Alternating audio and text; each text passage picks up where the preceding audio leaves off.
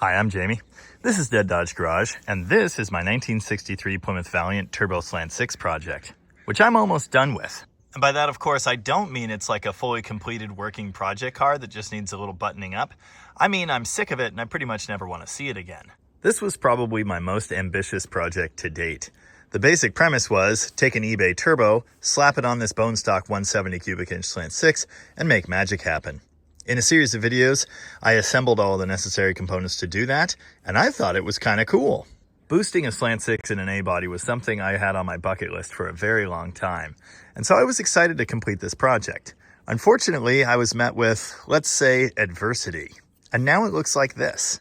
I think we all knew that putting boost to a bone stock, tired 62-year-old Slant 6 was probably not a good idea, but I did it anyway, for science.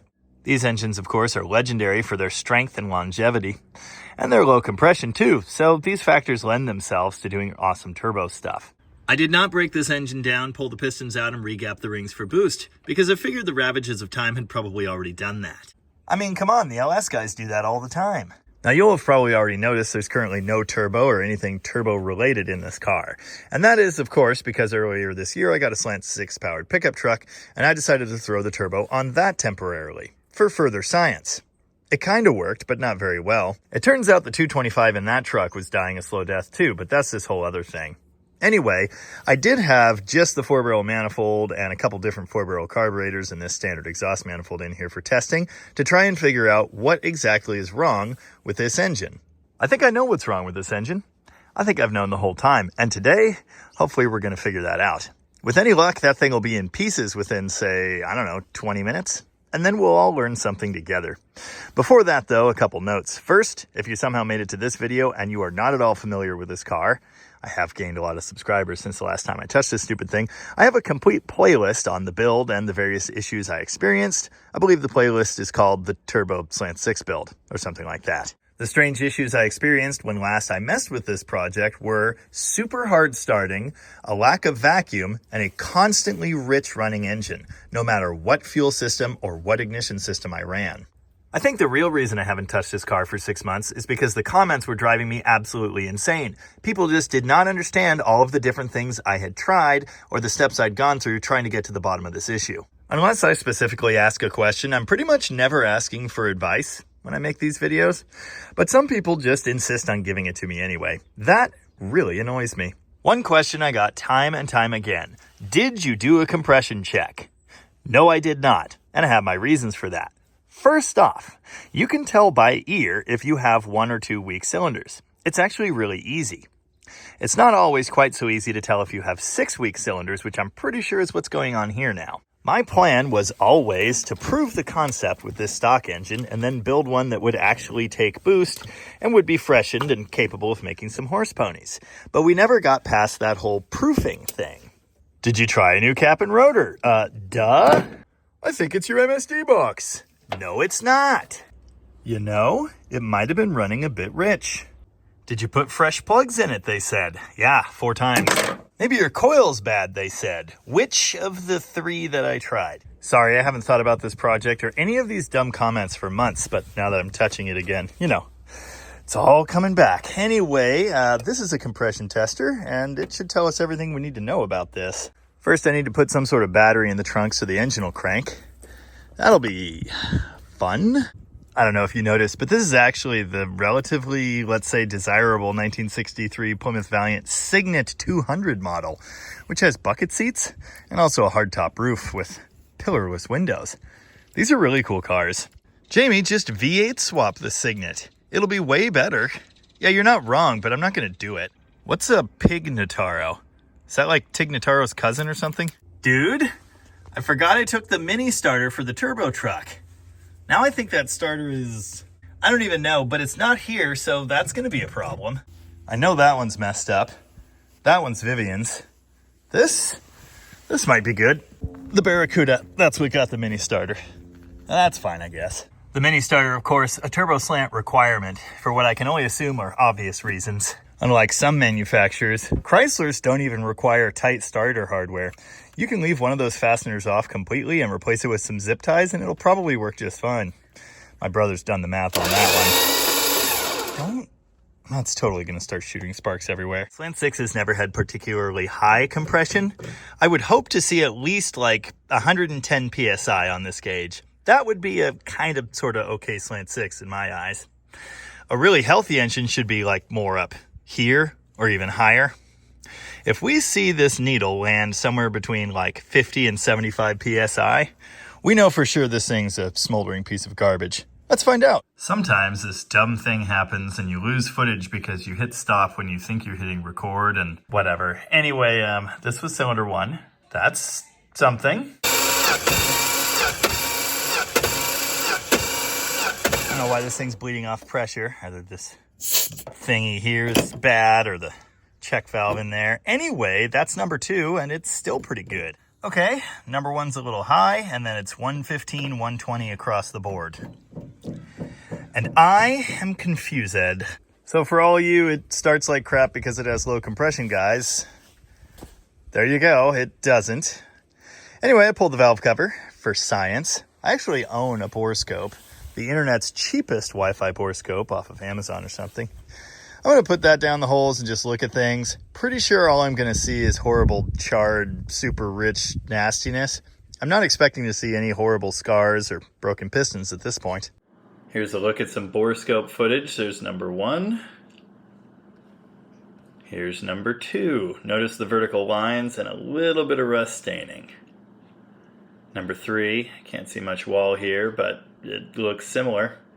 Not bad. Nothing exploded. Number 4 looks just like number 3. You can see those lines again. Nothing horrible. There's number 5. A little bit of rust. And here's number 6. It has the worst rust patches of all and those vertical lines again. As you saw in the camera footage there, there's nothing of note at all except a very small amount of rust pitting in number 6, which, judging by the compression tester number, doesn't matter at all. This thing looks really good inside still. Of course, I kind of knew that. Remember, I already pulled this head and looked. Valve adjustment is mint. I think I've only checked it twice. Oh yeah, these are like stock 340 springs. Way too much for this camshaft. I was trying to future-proof for upcoming upgrades. You might have noticed in the shots of inside the engine that the valves looked really nice. That's because I lapped all of these things extensively when I found a good bit of leakage past a bunch of them. 120 PSI compression, we should be fine there. There was a project a while back on which I totally mutilated the valve seats trying to figure out how to use a seat grinder. Those heads were redone professionally after that debacle. I just lapped these valves, but I lapped the crap out of them. Remember in a previous video, I already checked the cam timing. Of course, it's a brand new timing set and I verified it when I installed it. There's nothing else to check. There are no other metrics by which to judge this engine. The compression is good, the valve adjustments are fine, we know the cam timing is correct. It should do engine stuff. Why does it not? I don't know, but this isn't going the way I thought it was going to, I'll tell you that. But nothing ever has with this car. I've just remembered that I actually hate it. You're not yourself when you're hungry.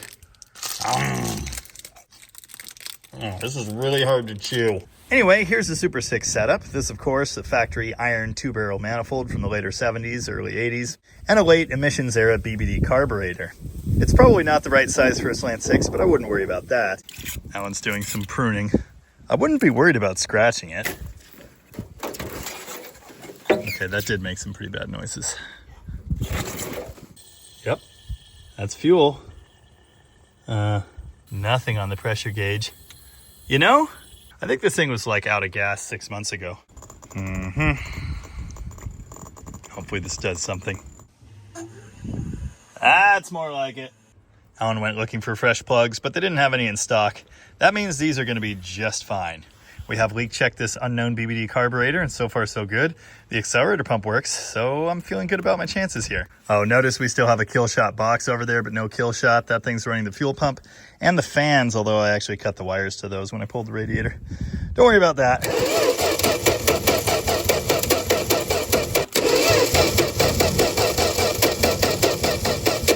It's like sometimes flashing. Is this just not enough battery juice? I don't know.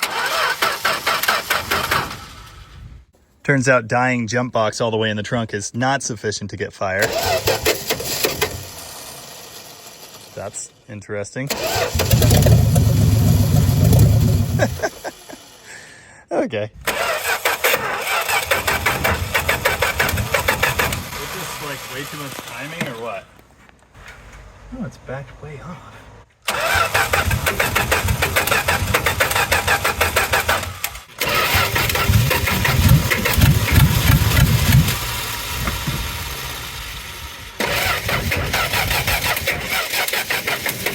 This is terrible sounding.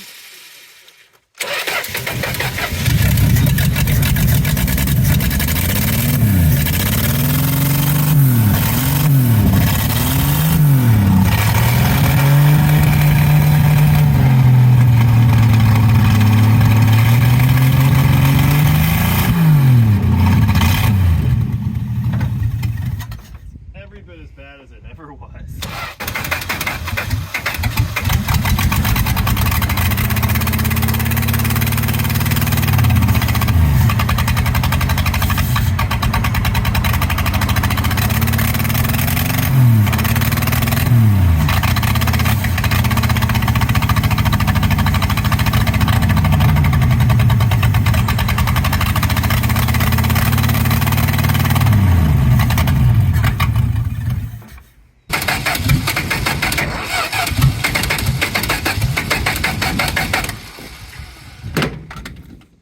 Pretty sure it just fouled all the plugs immediately. It did kick off briefly, you know, a few times. It sounds horrible. It's billowing fuel smoke. That's what it's always done with every single fuel system, and it's exactly the same with this one. How could it have good compression but also be totally dead and a horrible turd?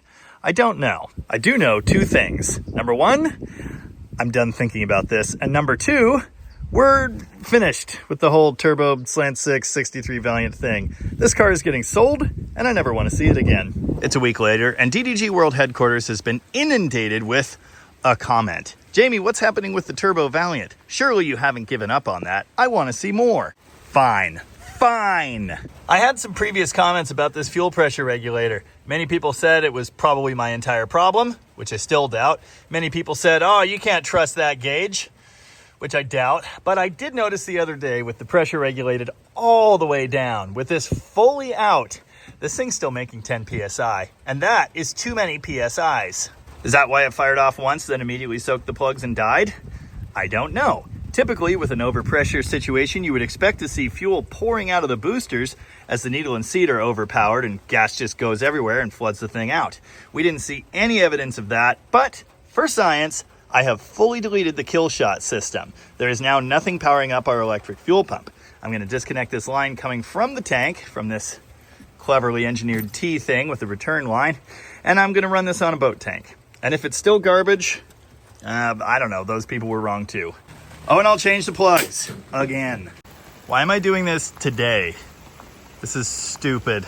That's fine, we don't have any better weather coming. The 10-day forecast is just soggy. Welcome to the Pacific Northwest, enjoy your stay. Did that always work? Huh. Haven't hooked up fuel yet.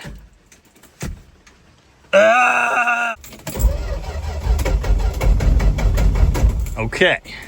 All right, let it be noted, I unhooked this, and the little bit of fuel that came out did not look very good. This is a brand new tank with brand new fuel in it, so not sure why it's orange already. If I had a nickel for every time I've shoved a 5/16 fuel hose over a 3/8 nipple, well, I could retire right now. I've hand-filled the bowl with the primer thingy. I don't think this is enough fall to gravity feed it. It might be. Anyway, it should run briefly. Of course, it should do a lot of things. Squirter, yes. Perhaps some choke will help. It's in park, right? I don't really want to die today. Oh, that's way too much timing. Why did I do that? Okay.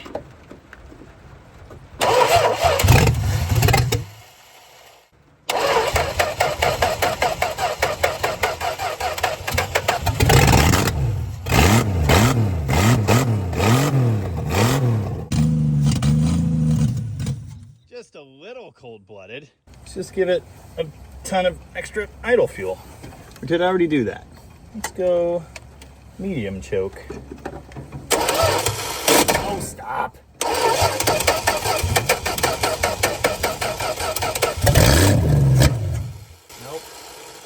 loose everything.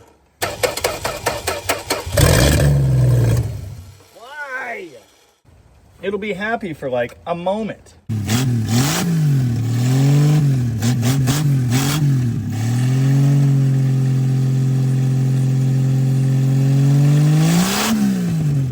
Did you know that's loud? Also, why? Why are there no idles? This is weird, because it runs, but it's acting like a giant vacuum leak. It sure sounds good when it continues to run, and it's not billowing black smoke anymore. So that's something, I guess. I just don't understand. How could it have this good a compression but act like it does? How could it act like it has a giant vacuum leak, even though I've been through so many rounds of trying to find one and have come up empty-handed? But now it gives me a glimmer of hope. It kind of sort of runs okay as long as you hold the choke on, which is, you know, typical Slant 6 stuff if you've ever experienced the Holley 1920. This is the only way it will stay running. What do I do now? There's not going to be any paint left on that car much longer.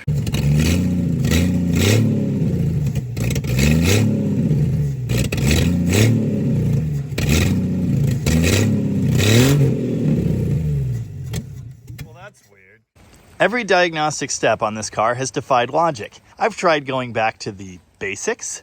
I've tried simple things. Nothing will make this stupid Slant 6 run right. Maybe I could fix it now by rebuilding this BBD. I don't think so, though.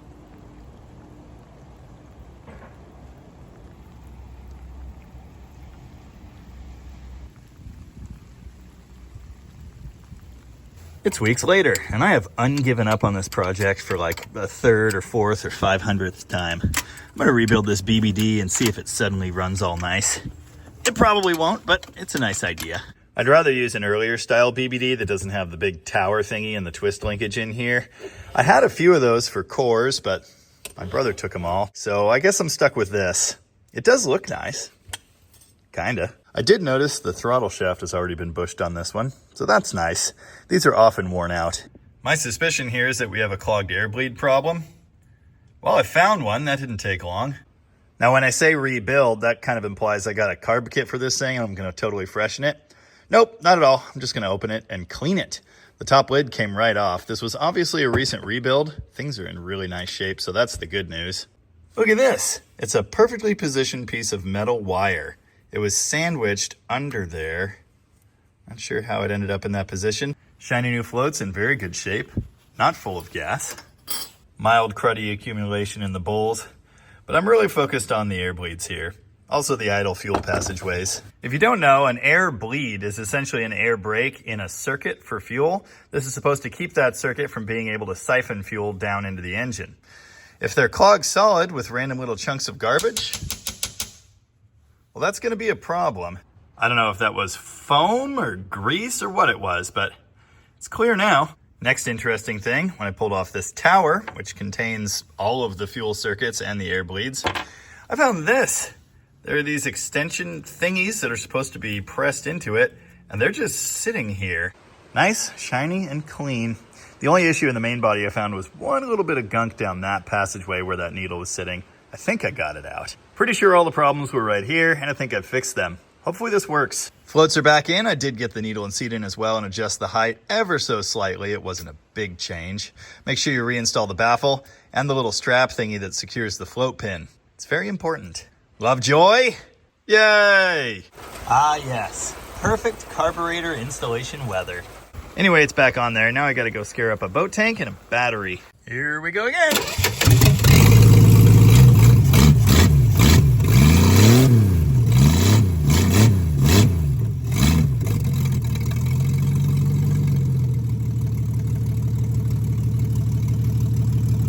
Could it possibly be fixed forever? Obviously, I don't have a choke stove at all, so... Wow! Having a carburetor that works, works.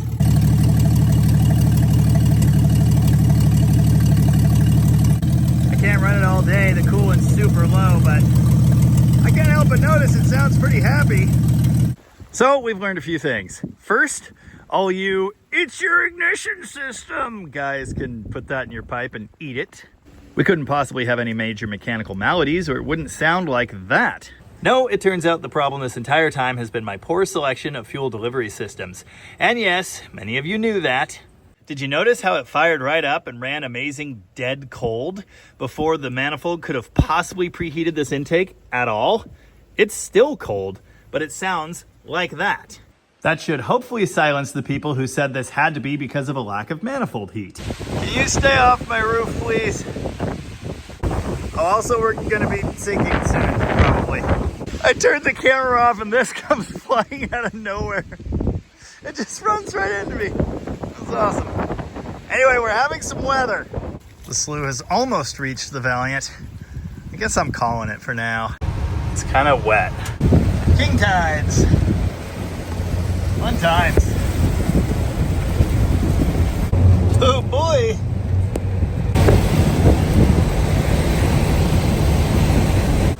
Yep, it's a neon. Now this is a superior automobile. Kind of. Now that I think I understand this problem, maybe, I decided to wire back up the electric pump in the tank. Nice. I did this with a quick and dirty relay roughly in the area of the previous EFI control module thingies, so I could connect it up to the existing wires.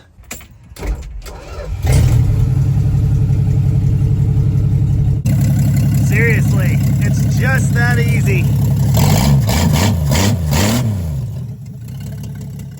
Borrowed turbo truck parts and a random bit of wire will make this throttle do something, I hope. This thing has always had a leaky wheel cylinder on the rear right, which I had every intention of fixing, but, haven't because of that. So the brakes have fully left the chat. Most of the transmission fluid has too. Anyway. No return spring. Is there enough to move? Kinda. Maybe. Almost. Yeah. Nice.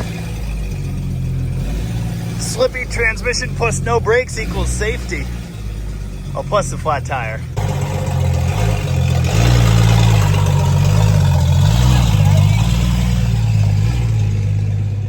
Remember that time I replaced all the lenses and spruced the back end of this thing up? I forgot all about that.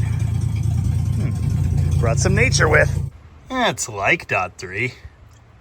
High performance.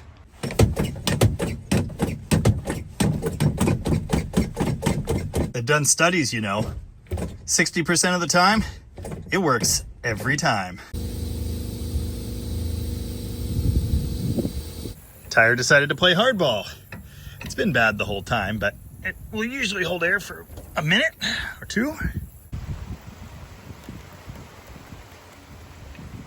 Listen, if it's dumb, but it works, it might still be dumb.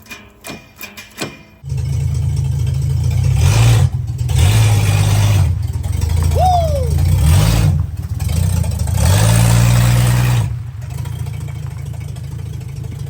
It's just so good.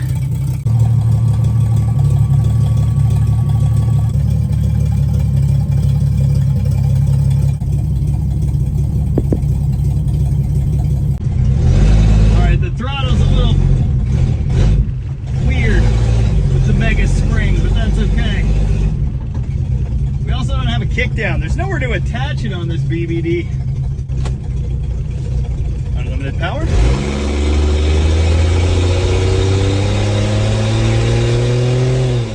It's so loud. It's so stupid.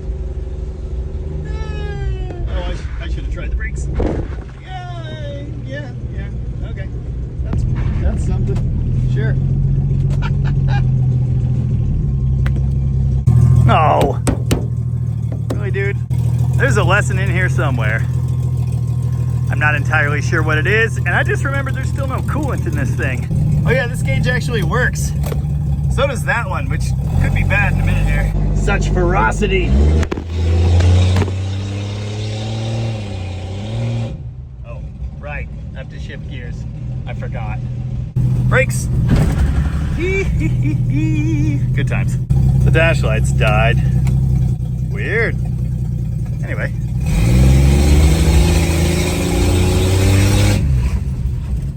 spooky. Maybe we'll get more lightning. Alan brought the turbo setup back today, and I have half a mind to just slap it back on there. I'd probably be fabricating a little bitty carb hat for the BBD right now if it didn't have brass floats, but it does, so that's not really an option. It's getting spicy out there. Hang on, I gotta do something. Close the bulkhead doors. Anyway, Alan brought me back all of the turbo parts, which had been installed on the truck after I took them off of the Valiant in anger. Here's the manifold I built, the eBay China Special turbo, the downpipe I had to make work, the wastegate I mounted on the downpipe, which probably doesn't actually work very well, the fitting I screwed into the truck oil pan that definitely contacted the crank, and the Holley carb I had on it last, which pretty much didn't work like everything else. Despite what some people seem to think, I am not a complete idiot. I knew from the jump that a 750 Holley was way too big for a 170 cubic inch Slant 6. Just like I'm fully aware that 2 Edelbrock 500s is way too much carburation for a 273. But as we've seen with this thing, it kind of works. My thought process all along has been that the primary side of a carburetor like this should behave just like the 2-barrel I just bolted on there. And the fact that it never does continues to flummox me. Maybe turning it sideways like this would help, but maybe not. And I don't think I'm going to find out anytime soon. I am trapped in the middle of a quandary. I have a car that I hacked up and fabricated a turbo setup for, and I could reinstall that turbo setup at any time if I thought the fuel system I put in between said turbo and this Slant 6 would function properly. On the one hand, I want to keep trying that. I really want to fulfill this long-term dream.